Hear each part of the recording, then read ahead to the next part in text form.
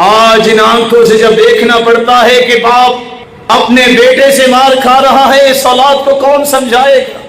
हर नए रोज तलाक और घर टूटने की ही खबरें आती हैं, इनको कौन समझाएगा। उस शैतान को खुश करने वालों, अल्लाह खुश होता है रिश्तों को जोड़ने से, तोड़ने से नहीं।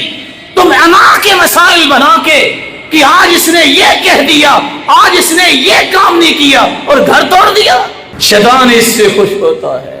आज औलादे हैं, बाप बेचारा मस्जिद में है तो औलाद सैनों में है, इनको कौन समझाएगा। हलाल खाने वाले आज हराम की तमीज छोड़ बैठे और ये मान गए। एक चप्पल 50 रुपए की लेनी होती है, 6 दुकानों पे जाता है।